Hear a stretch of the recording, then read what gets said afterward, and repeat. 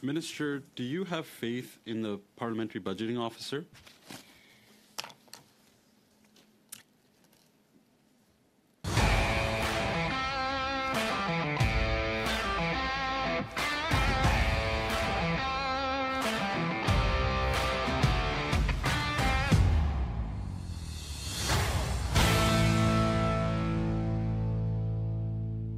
Welcome back to Northern Perspective, everyone. I'm Cypher. And I'm Fox. Chrystia Freeland appeared before the Finance Committee on Thursday, and let me tell you, she probably regretted accepting that invitation. Let's take a look. And with us today, we have the Honourable Chrystia Freeland, Deputy Prime Minister and Minister of Finance. Welcome, Minister. And joining the Minister is the Deputy Minister of the Department of Finance, Mr. Chris Forbes. Welcome. And we look forward to hearing your remarks and for you answering the questions from the members. And now we will go to members' questions in the first round. Each party will have up to 6 minutes. We are starting with MP Holland, please. Thank you, Chair. Minister, do you have faith in the parliamentary budgeting officer? Certainly, and I also have faith in the Calgary business community. I was in Calgary just 6 days ago, and I met with representatives of the oil and gas sector and of the renewable sector, and they told me specifically, get Bill C-59 passed now. We need those tax credits. I know you're an MP from Calgary, so I thought you'd like to know that. Minister, do you believe in his economic and fiscal analysis of the impact of your carbon tax?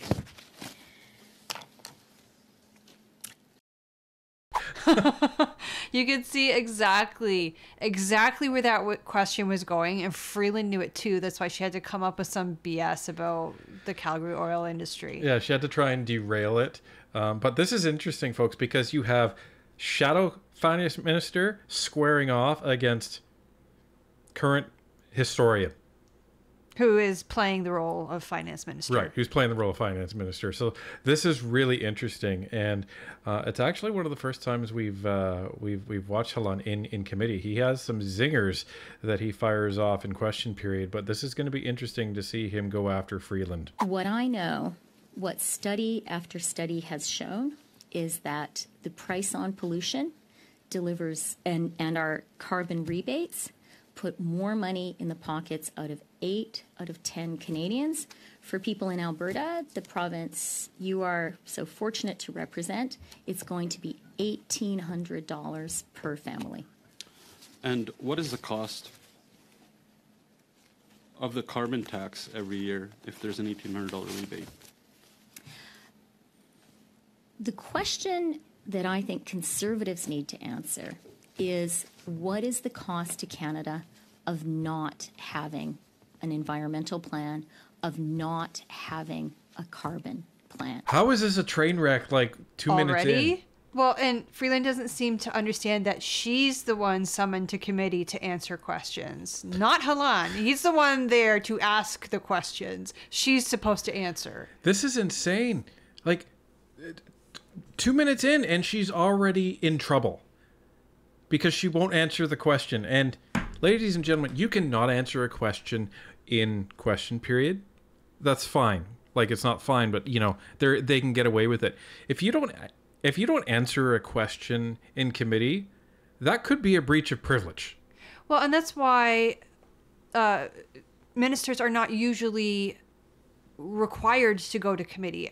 Again, Freeland most likely came here under her own free will because you cannot force a minister to go to committee.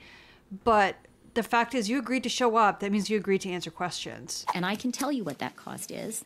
It is no inward investment.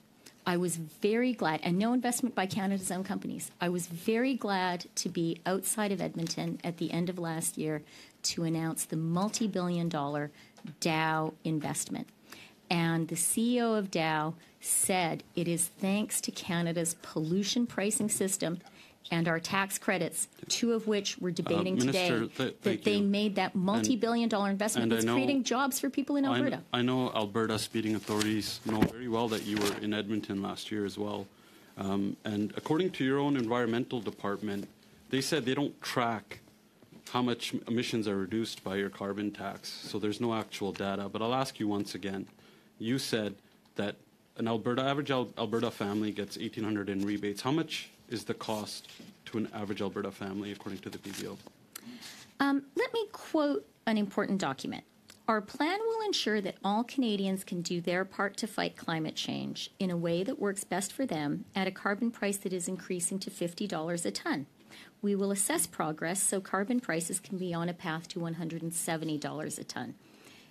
I know those words are familiar to you, Mr. Halan, because they were in the Conservative 2021 election platform that you ran on. And so all of us here were elected, every single person here was elected with a commitment to put a price on pollution.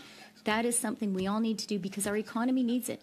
Investment, so, Minister, investors I just require ask it. for a number, and since you're not providing it, it's actually the cost is $2,900 to an average family, and according to you and the PBO, $1,800 is the rebate, which leaves Canadian Albertan families in the hole after your so-called phony rebates. Albertan families will pay more into it. Now, you're a member from Ontario. Can you tell us how much an Ontario family will pay into the carbon tax? Mr. Halan, let me first take issue with the notion that there is anything phony about the $1,800 that Alberta families will be receiving this year. He didn't argue the $1,800 rebate. He's saying that it's not really a rebate because Alberta families are paying $2,900 only to get $1,800 back. So that's negative $1,100. I know you're a history major, not a math major, Freeland, but there you go. That's the math for you. Yeah, and you may have run across the term phony in a dictionary. What he's been saying and what all the Conservatives have been saying is what every Canadian, when they look at their wallet, they actually know to be true, is that your whole spin about this carbon tax, putting more money back in the pockets of Canadians, that's what's phony. That's what he's saying. Because, again, when you take $50 from somebody and then you give them $40 back and you tell them, hey, we're putting more money back into your pocket and you should be happy about that, they're going to look at you real funny and say, what have you been smoking? Put back your safe supply. You're not supposed to use your own product. But here we go. Those are $1,800 directly into the pockets, into the bank accounts of hardworking Alberta families. They will make a real difference to Alberta families. There is nothing phony at all about that. I just need the number, Minister. How much does an Ontario family pay into the carbon tax?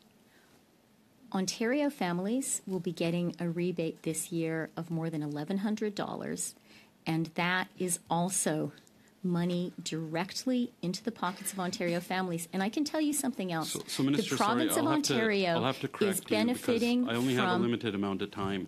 An Ontario family will pay $1,600 into this carbon tax. They get a $1,000 rebate. So on average, they'll pay into this carbon tax scam $600. So I just wanted to clear that up according to the PBO. Also, I want to move on. Do you not agree with the 70% of Canadians and premiers, including a Liberal premier and other Liberal parties, that your carbon tax increase on April 1st should be paused, that there should be a spike on that hike? So we're the Finance Committee. Precision in numbers is important. And let me just be precise that Ontario families this year will be getting $1,120 in an absolutely real rebate that is making a difference to them. Not and according to the PBO. The other thing that is making a difference to Ontario families is the fact that thanks to Canada's climate action policies, we are able to attract inward investment. So, ladies and gentlemen, these are the videos that people need to see. Why do they need to see them? Because Freeland has no answer to the facts. And, that shouldn't surprise anybody. Well, and a couple other reasons. Number one is that in committee, that's where the work gets done. That's where the hard questions are asked. They've got a 6 minute, sometimes 5 minutes, sometimes 2.5 minute span of time to ask these questions instead of the 35 seconds that they get in question period. So you can actually get answers out of people. And the other thing is that people are expected to answer and expected to answer truthfully so that they are not in breach of Parliament. Well, and the other thing that this does is the way that Halan is coming at her. He's just coming at her with just very monotone, straight facts, and getting right to the point. And it was funny because earlier on, Halan was letting Freeland go on and on and on. And I was saying to Fox, he needs to interrupt her. Literally, as soon as I said that, he interrupted. Yeah, like, as soon as the words left your lips, he interrupted. So because again, she was just filibustering and eating up his time. Yeah, and just hoping that she would be allowed to keep talking until her time ran out, and then she would be able to move on to a Liberal member of the committee. But another reason people need to see these videos is because nobody really watches them, number one. So although, yes, they are recorded and yes, everybody's in front of a camera, they're not really playing to an audience. And you can still see how condescending Freeland is. Well, and here's the thing. Like, if you boil all this down, what is the most important part of this video? It's the fact that Halan is asking her, what are people actually paying into this carbon tax? And she won't answer that. All she's saying is, well, we're giving this money and it's making a real difference. Well, okay, so it's making a difference because you're giving a chunk of money back that you've stolen from people. But the problem is you're not talking to the point of there's all this extra money that they're not getting back. That your own parliamentary budget officer is contradicting your narrative that you're spitting out every single day. And that's why Canadians are getting angry. Because they see it with their own eyes, Freeland. They absolutely see it. You don't have to be an economist to count money in your wallet that's not there. Because your government has been stealing it. Investments in EV plants by Volkswagen, by Stellantis. These are generational, Minister, sorry, they're as I only have a transformational, limited they amount of create time, tens of thousands of jobs, and those remind jobs you are that only at possible because COP, Canada has clean energy your and an environmental plan. was lambasted by the OECD that your ranking for your climate action plan fell from 58th to 62 out of 67 countries on your climate change performance index. So we actually got worse. Another embarrassing stat for Canada under your government. And you want to continue to hit hard earning, suffering families right now that are going more into food banks with an increase on April the 1st of your carbon tax. Why are you more obsessed with this carbon tax than listening to 70% of Canadians who are finding it hard to feed themselves and their kids and heat their homes? Why will you not listen to them and just stop the tax on April the 1st and call a carbon tax election so Canadians can decide whether they want a carbon tax or not? Minister, I'm going to need a really short answer. We are well over time, and then we got to get to our next member. Well, let me just say the $1,800 Alberta families will be getting this year will make a real difference. And not having a climate plan means saying no to investment in our economy and to jobs for the future. Yeah, that $1,800 that they're going to be receiving is totally going to outweigh that $2,900 that they're paying out. That totally makes sense. Yeah, and I was thinking about this because one of the points that they were making the other day in debate was that, well, you know, the climate change has a cost on the economy. It's affecting the economy. Okay, so let's accept that that's the case, just for the sake of argument. Well, here's the problem. So, all right, you have that cost from quote-unquote climate change affecting the Canadian economy. So that's hurting the economy, that's hurting Canadians. Fine. Now you have this carbon tax, which the parliamentary budget officer has shown that some Canadians are paying like 50% more into them than they're getting back. So that's having an impact on Canada. And the fact that it's been demonstrated that this carbon tax is doing literally nothing, that our ranking has actually fallen according to the OECD, means that you're not doing anything to actually stem the quote-unquote emissions. All you're doing is you're letting you're letting climate change cost Canadians money. And on top of that, you're layering on this carbon tax, which is costing Canadians even more money. So you're failing, but you're failing badly. You're failing upwards? Like, what is this? Yeah.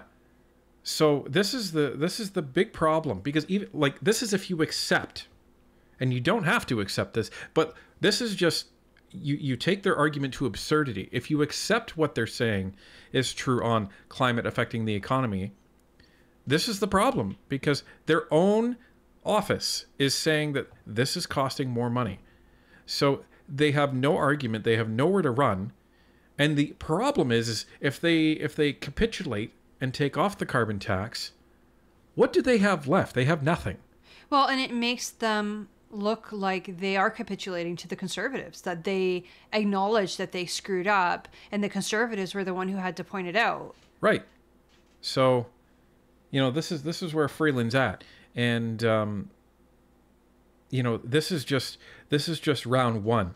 But that's all we're going to show you in this video, because we want to keep it short. But she has completely exposed for all to see that the Liberals, the finance minister, the person who's supposed to know the numbers inside and out of this budget, they have no answer. Absolutely none. So please share this video. Let people see the Liberals' real answer to what the carbon tax actually is and the impact on Canadians. And start writing your MPs. And you can cite this interview, which happened on March 21st, in the Standing Committee for Finance. So there you have it, ladies and gentlemen. Freeland just demonstrating again how she is completely unqualified for this position. But the highlight is that MP Halland has demonstrated how he is completely qualified to be the future Minister of Finance in a Conservative government.